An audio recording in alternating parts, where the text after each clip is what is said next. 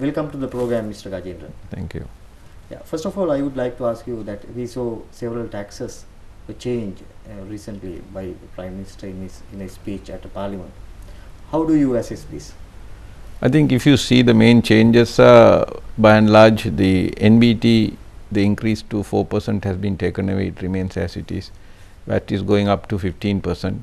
But positively, it has been stated that it will not, the essential goods will not be affected by this value-added tax. Income tax rates were brought down in the last budget to 15%, but now the 2015 rates remain, and the reduced rates are supposed to go up from 12.5% to 17.5%. That is the understanding from the special statement from the Honorable Prime Minister. If you see, this statement is going in line with the Honorable Prime Minister's policy statement. It was made somewhere in November, I believe, where it was categorically said by 2020 the income tax to indirect tax ratio, which is now at 20 to 80%, will become 40 to 100 or 60%. Another significant change is the introduction of capital gains tax. Though the base and the rate has not been mentioned, it is going to be on realized profits. There will be taxation on capital gains tax. So this changes is keeping in track with the policy statement. Can you explain that capital gain tax a bit? Yeah, you know, Sri Lanka abolished all form of capital taxes. We had a whole heap of capital taxes. We had capital gain tax, we have estate duty, we had wealth tax, we have gift tax. The theory behind this, you mustn't tax capital, you must tax only income, you know. So, because if you tax capital, the capital depletes. But in the case of capital gains tax, now if you hold a non-business asset or an asset in business which is not entitled for certain tax depreciation, and if you dispose that asset and if you have a gain, that gain is to be taxed. Now, for example, in the last few years, some of the property prices have doubled and tripled in some prime areas. So, when you dispose that, there is you are making money, whether sometimes those prices may not demonstrate the intrinsic value of the asset, because an asset cannot appreciate so much, but again it's on demand and supply and other factors come into play. And whatever the factors you make money, they want to tax that money. So, that is the tax. You know, a gain for an individual or a business can be a revenue gain or a capital gain. Revenue means in your normal course of business. Here you hold it, and then you when you dispose it, you are going to get a capital gain, and that is the one they are going to tax it. Some say that this would affect the investors coming into Sri Lanka. You are talking of the stock market or the other investors? Other investors. No, really. Some say even the stock market would be affected. Yes, if you talk of the stock market, if you see when this in the 2000 November budget, when they removed the share transaction levy, the next few days the prices of the stock prices came down, it didn't go up. I think in the stock market up to date, I wouldn't know whether they are going to introduce capital gains also to the stock market. Up to currently, other than the before this budget, the only tax was share transaction levy, no other tax. But the stock market was not performing exceptionally well. There are other reasons why it is not performing. Taxation can be a factor, but it can't be the sole influential factor. And if you tax the stock market, then the losses also will be allowed to be set off against the gains, in going back to basic principles of taxation. And here it is going to be on principle of capacity to pay. When any taxes on income is on the principle of capacity to pay. You have made your money, there is money, you pay the tax. People cannot grumble much, unlike in the case of indirect tax, which has a regressive nature. Will there be any immediate impacts on the systems because of those taxes? These, if you of changes, no, the changes I believe it should come in April. This is correcting the fiscal position, because certain suggestions, proposals made in the 2016 budget has been reconsidered. NBT was said it is a cascading effect to 2 to 4%. It's a cascading effect. So they are taking away that and it's bringing it in. So if you see the changes that has come proposed, the special statement by the Honorable Prime Minister is focusing on the principle of capacity to pay. The second one is they are scaling down the negative effect of the cascading effect of the tax, and then because of certain flexibility and changes that has taken place, they are trying to recoup the revenue to go, they want to raise the tax to GDP from about 10.7-11% to about 12.5-13%. So you are talking of an incremental revenue of about 200 billion, which with this statement is creating the way for that incremental revenue. Yeah. Our government revenue is around 10.7% of GDP. Yeah. Can a country like Sri Lanka survive in this? I think this is one of the lowest country. I don't know. It can be the country where the tax to GDP is the lowest. Few years ago, we had a tax to GDP about 20 to 22%. It was almost 24%, I think, about 20 years ago. But there are reasons why it came down. We removed all the form of capital taxes, I said. We removed all the export taxes. Then we also reduced income taxes and progressive form of taxes precipitously, but it didn't increase our revenue. The reduction didn't increase. Possibly the informal sector was huge. There was inefficiency in the administration, incompetencies, things like that. So we have come to the rock bottom. You can't survive. No government or any country can survive with this type of revenue. So the first step is now they are trying to make it immediately 13%.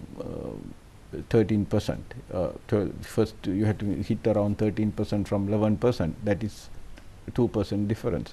Then now you are talking about the revenue administration management information system. Hope this works, because in the past the modernization. You are talking about RAMIS. RAMIS, revenue administration management system. We had modernization, we had computerization in the past. It didn't work. It didn't produce the desired results. Here they are saying you are going to link about 26 institutions, and you are trying to eliminate the informal sector altogether. You are talking of a digital identity card number, where all transactions will be captured with that card. If it works, then the informal sector will get eroded away, which is important. Now we are in the middle income country, low middle income country. Unless we tackle the informal sector, unless we tackle corruption, unless we tackle inefficiency, and unless we have competent bureaucracy and administration with the soft skills coming in, we will go backwards. If you want to leapfrog into the next middle income, high middle income country, all this has to come into play. What are the areas you think that to improve the tax base, what are the areas you think that we can include? I think there is a huge sector, the informal sector, which is outside the tax base. We are at the moment wrongfully enjoying a system of immunity and impunity.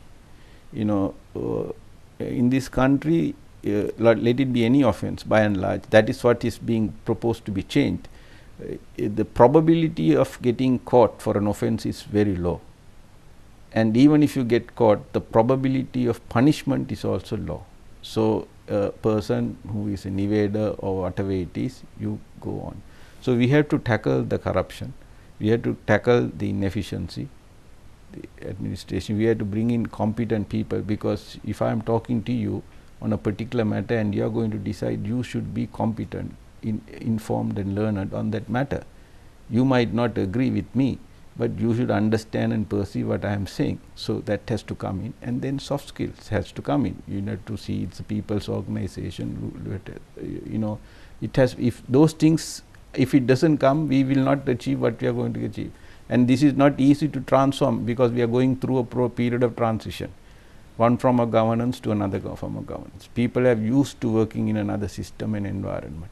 The top may have changed, the thinking and vision of the top has changed, but it doesn't percolate down just like that.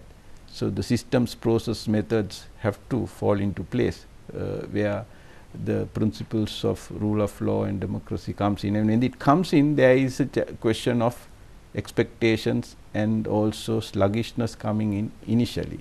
So these are the challenges that we have to go through in this period of transition. Do you think those changes are easy to implement? No, this has to take place. If this country is to go into the future, we can't live in the way what we did things. If you do the same things, you get the same results. If you want different results and better results, you have to do different things. And if there are inadequacies and infirmities, you have to identify, discuss it, debate it, and make a collective decision and go ahead with it. End of the day, the democracy is the best form of governance, but the worst we have. The majority decision may not be always the best and the right decision, but if the majority decision is decided that way, you can't help it. So that is the reason we have to bring in the checks and balances, and where you should have an informed, interactive, open, transparent discussion, debate, and decide in the best interest of the issue concerned or the matter concerned, not the people concerned. I would like to ask you, what should be our tax culture? What sort of a solution that we should bring in? The people, I can tell you, there are so many people who don't pay tax, but the benevolence they do in putting up schools and things, libraries and helping people, more than the amount of the tax they would have paid. That is because they don't, when they pay tax, they feel they don't see the good that money is doing. They think the money is being abused. Then, but when they do good on their own, they see it, So you should bring that feeling to the willingness to pay. Then the other thing is, if you taxation without a law is robbery. But you are legitimizing the process through law because of public good. Yeah. So no one, when you want, it's your money. If you want you want something out, you will want to see whether you are giving the right amount. Yes. For that, the law should be settled. Then if there is a dispute, there must be a mechanism for dispute, because you don't want to be just giving your money just like that. You want to pay the right amount of the tax. So all this has to come in a civilized form, So the checks and balances has to be there. The review systems have to be there. It should be strengthened, and that is the way we should progress. Because when you say democracy, the two things are there. One is freedom. People want to be free, so that they want to do. Then equality. Both don't get. So when there is freedom, people make more money, then there are unequal people, less people they don't. So you want the income distribution. Now they are saying not income redistribution, you want to create the infrastructure to give equal opportunity to all. If my son has an opportunity to study in the best of universities, any other child should have that equal opportunity to study. So that is what you have to achieve in this whole process of maturing from a low middle income country into a high middle income country. Thank you very much, Mr. Gajendran, for your time.